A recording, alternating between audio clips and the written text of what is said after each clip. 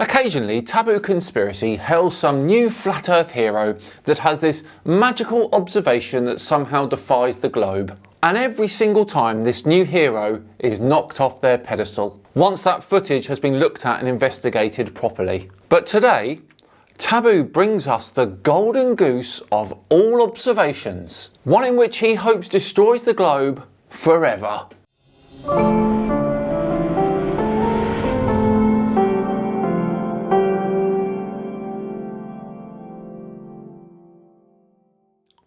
Hello all and welcome along to another episode of Flat Earth Friday with me, Simon Dan. Thank you very much for joining me. Right, back to today's video and Taboo Conspiracy. He is about to introduce this new Flat Earth hero, so without further ado, let's allow him to do that.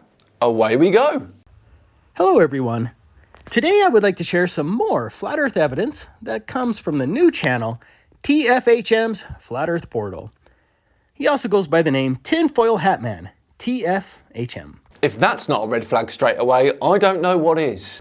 I also want to thank Nathan Oakley at Flat Earth Debate for first sharing these observations on his channel. I certainly appreciate it. I'll have a link to both of their channels in the description where you can go and subscribe to show your support. No, thank you. Haven't visited Nathan for a while actually. Maybe I should soon. Let's begin with TFHM's setup. This is the telescope, which Mr. TFHM refers to as Truth Seeker. Oh my word, that is tragic, isn't it? Calling your telescope that. It's a pretty awesome setup. It's a Celestron C8 Schmidt Cassegrain with various modifications and customization. I think we're going to see some great work from his channel, and I'll try to keep you updated as well. I just wish more people would point their telescopes horizontally instead of vertically. Not a bad idea, Taboo. Maybe I'll do that soon. Perhaps you could say the same thing about P1000s though. The out of focus star videos which I see all the time spring to mind there. Although the original video looks like this, I'm going to crop it a bit for visibility. The video itself is over 30 minutes long, and all of it defies the globe. But I'm just going to concentrate on several of the observations. I can assure you that it does not defy the globe, everyone. Do not worry. It may appear to at first, but don't worry, I've got you. Let's begin with TFHM's location on the seabed of the Bristol Channel in the UK. The coordinates are listed there as well. Google Earth places him at 0 elevation. Here is video of where he was set up. Looking at it, you can see that he was just a few inches above the water. The center of his telescope was at 3 feet, and to be fair, I added another 6 inches for a total observation height of 3.5 feet. The telescope is here, and most of the observations will be in this rectangular area towards the east. Now, let's watch TFHM's video. Okay, so we've got the setup and the location. Good stuff. Let's see what all the fuss is about, shall we? Right from the beginning, the globe is in trouble. The first building we see in his video is CPI Euromix. That structure is at a distance of 9.9 miles. The elevation at that location is 17 feet. Based on the globe model, 39 feet should be hidden, and so 22 feet of the building should be hidden behind the Earth's curvature. You can tell by the truck right here that passes in front of the building that none of the building is hidden behind a supposed curvature. Okay. Initially, this doesn't look good for us, but fear not, I do believe that everything will be okay. But it gets better. As he continues to pan to the right, you'll see lots of traffic that shouldn't be visible like that if we lived on a globe. For example, when you line up this truck in front of this structure, that truck was 9.67 miles away. The elevation of the road is 26 feet, and assuming a truck with a height of 14 feet, according to the globe, 36 feet should have been hidden behind the Earth's curvature, and so only maybe the top 4 feet should have been visible. But you can see the bottom of the truck, and that fact will become clearer as we continue.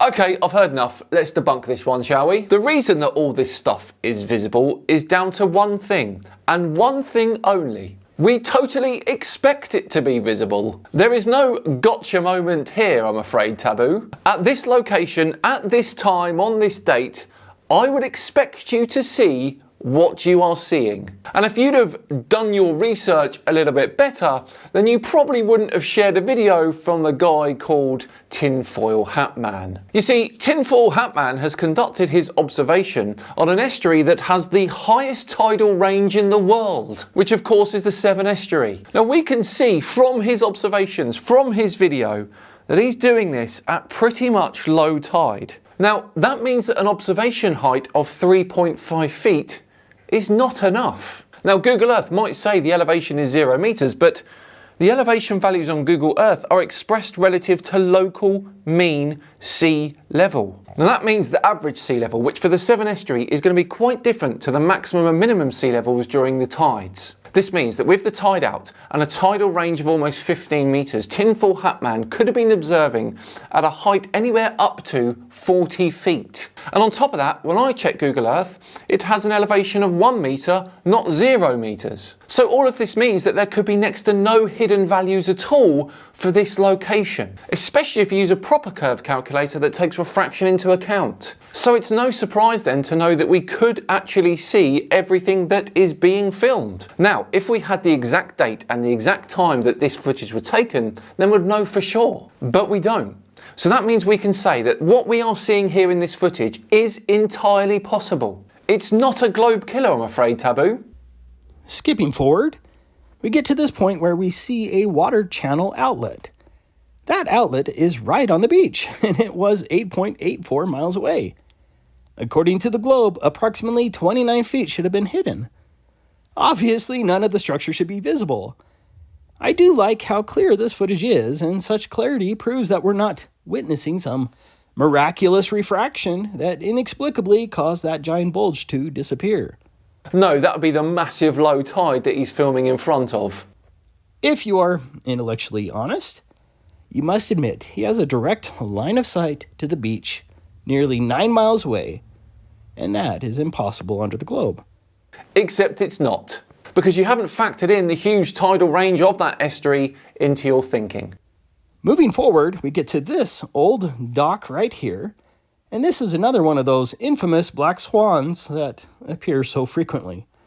That point on the dock is over 8 miles away from the telescope. Under the globe, the horizon should be closer than a mere 2.3 miles, and yet you can see water behind the dock right here. That proves without any doubt that there is no alleged globe curvature blocking any of the opposite shore, which is simply impossible if we lived on a globe. And if that telescope was truly only 3.5 feet above the water, then I would agree with you. But it's not. It is much, much, much more than that. We only need a viewer height of around 45 feet to get an 8.8 mile horizon. Of course, 8.1 miles is not nearly as far as the 30-mile observation from my last video from BMLSB 69. That would have required a globe diameter of 3 million miles. They probably got a lot of stuff wrong too as well, I imagine. That video was pretty incredible, which you should definitely watch if you haven't. But this video shows how even small observations destroy the globe model. Using the Pythagorean theorem at a globe geometric horizon distance greater than 8.12 miles with an observation height of 3.5 feet, our imaginary globe would still have to have a radius bigger than 49,733 miles. He doesn't see the glaring error here, does he? One observation that he referenced gives the globe a radius apparently of 3 million miles, and then this one gives the globe an apparent radius of 49,000 miles. Different observations with different incorrect values gives different wrong answers. Amazing. That's over 12 times the supposed size of the globe. B-Flat was kind enough to confirm this calculation on AutoCAD. Let's move on to the final observation that I want to discuss. That was at the end of his video. This is Monk's Stone Lighthouse that's built on a shallow rock. I imagine a lot of sailors lost their lives due to that rock before the lighthouse was constructed. That lighthouse was 12 miles away from the telescope. Here's a closer picture of the lighthouse, and it looks like it's sitting right on the water. The lighthouse's focal height is at 13 meters or 43 feet. At a distance of 12 miles with an observation of 3.5 feet, 64 feet should have been hidden below the curvature. That means the top of this should have been roughly 20 feet below the Earth's curvature. There's a bit of miraging at the base, which obscures long-distance viewing, but that video of Monkston Lighthouse is still impossible under the globe.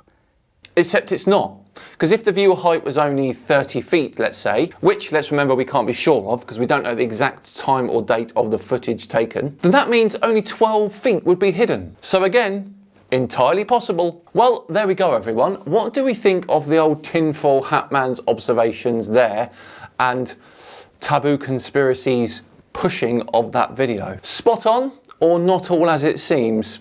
Let me know in the comments below what you think. But we're all done and debunked and dusted for another Flat Earth Friday. I do love those observation ones. Thanks so much for watching. If you enjoyed it, please do consider subscribing to the channel.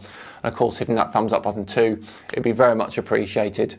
And of course, if you really enjoyed it, share it amongst your friends as well. I've been Simon Dan. Have yourselves a great day and I'll see you tomorrow for another Saturday session. See you then.